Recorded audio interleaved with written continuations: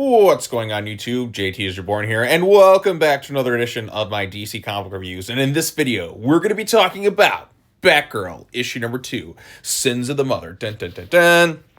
So this is, I did find out, is a 6-issue miniseries, so it could potentially turn into more. I don't know. It just says Batgirl 2024, 6 issues, and maybe that'll be it. If not, it'd be cool to see more stuff. So this is a lot of like kind of old school, like Cassandra Cain and Lady Shiva stuff. Obviously, there's the conflict there, but there's also kind of those kind of like quieter moments, which were my favorite bits in the issue. Like we showcases Cash's strength and her mom's strength as like some of the best martial artists in the world. Obviously, they have this ability to like read body language, which is able to help dictate the various movements. Now, how do you fight somebody who's able to kind of read your body language and really almost kind of predict like what your next move is going to be? Well, you pretty much take away that advantage, which is something that kind of happens later on in this issue. So they end up pretty banged up. Some innocent people do die, but Cass goes to this Vietnamese family who she kind of knew when she first like kind of showed up in the streets of Gotham, I guess. Like I said, there's some nice moments there. They patch up Lady Shiva, and like I said, there's a good scene between this woman named Ba, who's talking to Shiva, because like, you know, she mentions like her connection with Cass and how Cass taught them in martial arts and how they taught Cass,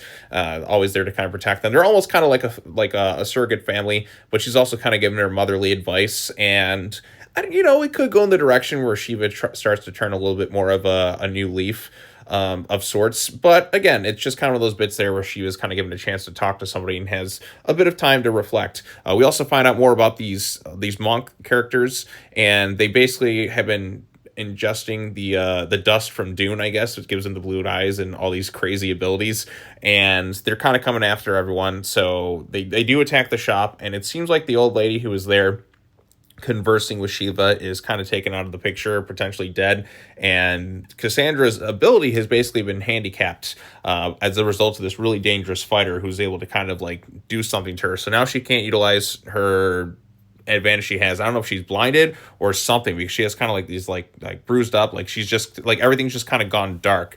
It's like she's pretty much been blinded by the skills of this fighter, and she can't use her main ability to fight this character like she normally does, and Shiva kind of gets her out of there and kind of leaves the family to kind of fend for themselves. So it's kind of a heartbreaking scene, given what happened. Now, she did talk about wanting to bring Batman in to help, but she would kind of like convinced her not to earlier on, because again, it would leave them and the warpath of these villains. But again, I think, like I said, the Bat family would be there to help Cass, and I feel like you have better odds than just those two. But hey, it is what it is.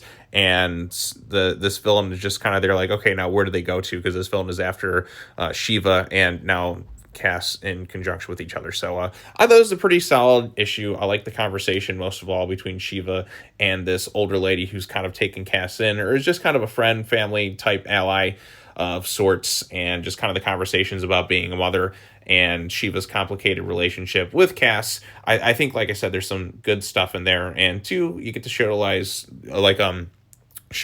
the abilities of Shiva and Cass in a way that, you know, we've seen before, but we haven't really gotten stuff like this in quite a while, so it feels a little bit more fresh. Like, okay, it's been a while, let's get some classic Cass and Shiva stuff together, and that's basically what this issue offers. And there's some good looking artwork, and again, it's a fun little series. I think the ending too was interesting as well, and I'm curious to see how they continue on with this series. So, yep, I still liked it. I thought it was pretty solid for the most part. It doesn't reinvent the wheel or anything like that. Well, I mean, maybe the stuff at the end with the way they kind of counteract Cass's ability to see body language, I thought that was kind of interesting. So maybe that's been done before. I don't exactly know. I haven't read every Cass comic in existence. I mean, if you have, kudos to you, because that's a lot of comics. But anyways, yeah, that's all I thought. My thoughts on the issue. What did you think of it? Post your comments down below. Be sure to like this video, share it with your friends, subscribe to the YouTube channel for more content, hit that bell for notifications, all that fun stuff, and I will see you all in the next video, whatever that may be.